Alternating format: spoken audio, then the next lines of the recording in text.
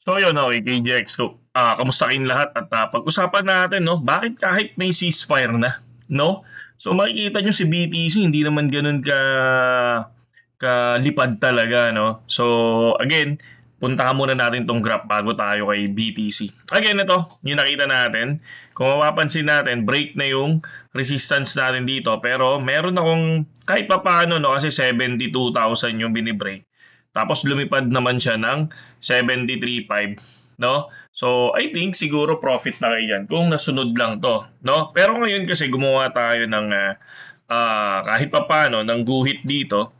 And then, tiningnan ko to, rejected siya dito sa area na to. Possible, bumaba, no? Bumalik dito sa area na to. Or possible, kunin niya ulit yung support, no? Kasi yung dating resistance, ginawa ko munang support. Baka possible dyan pumunta. Kaya kung mapapansin nyo, yung ating future trading, naka-short tayo ngayon. Kahapon nakapag-TP na tayo. So ngayon, nag-short tayo. So far, ang maganda to kay BTC is 18% na tayo. Ethereum is 16%. Pero naka ano to ha, naka-cut loss tayo dito ng 20% if ever na bumagsak si BTC. So next, for the RAVE, si RAVE naman is pinasukan ko si RAVE nasa 14 to 13% na tayo kay Rave. Rave is a gainer's trade strategy kaya nag-short na ako dito. Umabot to ng 340%. So ngayon, bumalik siya ng 100% pero binigyan ko na to ng graph. Nilagyan ko na to ng graph, okay? So sa mga papasok sa Telegram natin, so for the gainers and losers trade, sa Monday na yan, gagawa na tayo ng group para dito sa gainers and losers. Tapos mga kapatid, gamitin nyo yung link natin dyan sa description, BitGet or Bitonix, kasi wala akong papapasukin doon na hindi gamit yung link natin, mga idol. Okay? So pag-usapan lang natin to, no?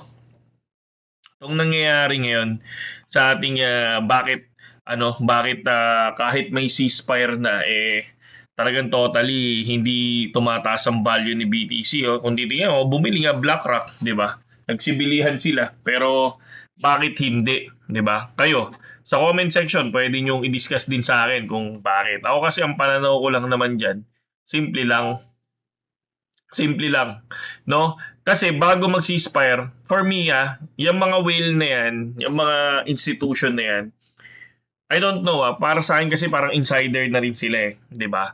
Alam nila na magkakaroon ng ceasefire, doon sila bumili. Parang ganoon. Okay, nung nagkaroon ng ceasefire, 'di ba? Kung mapapansin nyo, nakabili na sila kaya biglang lumipad. And then ngayon, nagsa-sideways ang ceasefire, no? Nagsa-sideways ngayon ang BTC. Kung mapapansin natin, pero yung pagka-sideways niya, alam natin sideways, gitna yan eh.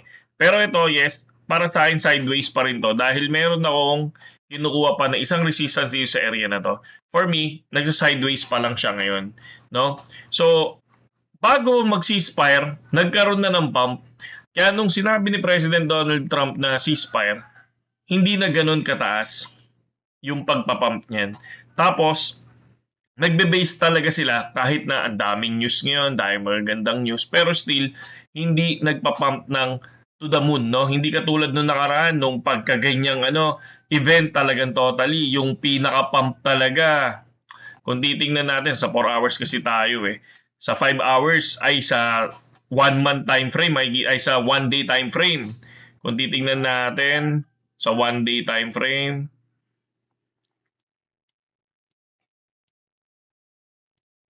check tayo nun.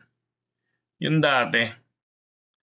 So, parang ito, nagkakaroon ng big pump. Ayan, nagkakaroon ng big pump. Unti-unti, di ba? Nagkakaroon ng big pump.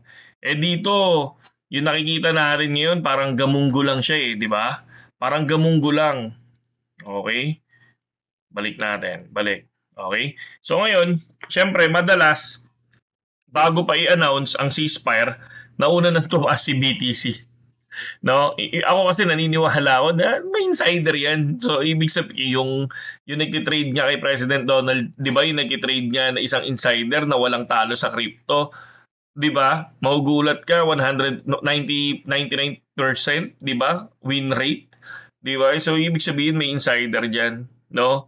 So, pag lumabas yung balita, wala nang masyadong buyer, no? Maliit na lang yung galaw. Ibig sabihin, ang bumibili na lang tayong mga hindi walang kaalam-alam, 'di ba? Hindi insider, mga retail, 'di ba? Pero yung mga institution for me, merong alam yung mga 'yan, 'di ba?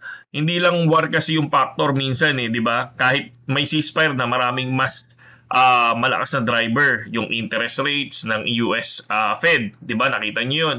Yung inflation data, galaw ng S&P 500, 'di ba? So dollar strength, so makikita niyo din 'yan. Kung bearish ang macro niyan, kahit good news yan sa war, mahina pa rin yung pump niyan. Okay? So, tapos syempre, yung iba, profit taking. Yung iba, bumili kasi ng 58, parang tayo. Bumili tayo ng 58, di ba? Makikita nyo naman yun eh. Sa Telegram, nandun eh. So, pwede na mag-take profit kahit papaano dahil nga nasa 73 ka na. Di ba? So, yung iba, nagte-take profit. Yung ibang institution or ibang retail, nagte-take profit na dyan. Kaya kahit may good news, napipigilan pa yan sa pag-akyat. Kaya importante yung support and resistance for me ha. Kasi para sa akin, dun talaga nagkakaroon ng pump eh. Para sa akin ha. Tapos syempre, galaw ng mga whales. May mga malalaking player na ginagamit yung news para saan? Sa mag-unload, 'di ba? Magbenta. O ngayon sila BlackRock bumili, no? Bumili bago mag-pump, 'di ba? Hindi sila basta-basta sumusunod sa headlines, tandaan niyo 'yan. Okay? So, confirmation muna, syempre bago ang rally, 'di ba? Parang tayo, confirmation muna bago ang rally. Ngayon, tinitingnan lang natin dito kung ano yung magiging possible na galaw ni BTC. Ako kasi talaga iniisa-isa ko siya. So makikita niyo yan dati mga previous natin video, 'di ba? Nakikita nyo, iniisa-isa talaga natin yung guhit natin, kung saan tayo pumapasok. At kapag gumuhit ako sa sarili ko, yun yung pinapasukan ko. Hindi ako nangungopia ng guhit ng iba. Okay? So, hindi automatic yan sa ceasefire, no? Equals moonshot kagad. Yun yung pinaka-bottom line ko dito. Mas importante pa rin yung liquidity plus yung macro, no? Lagdagan mo na rin ang sentiment, no? Kaya sa isang, kaya kaysa sa iisang news lang. Kumbaga, yung news na yan, pampahype lang yan, di ba? O ceasefire, okay, lipad tayo niyan. Pero, syempre, ano pa ba yung mga factors na pwede mong i-ano dyan, di ba? I-consider. Again, di ba? Hindi porkit nag-ceasefire, may moonshot. No? Mas importante pa rin yung liquidity, macro, tapos dagdagan mo ng sentiment, di ba? So, yun lang. At saludo sa inyong lahat. Ako, mamaya-maya, punta na ako ng gym. So, medyo nagpapa-ano tayo ng katawan ngayon. Uy, negative na ako ngayon dito. Hehe, okay lang yan.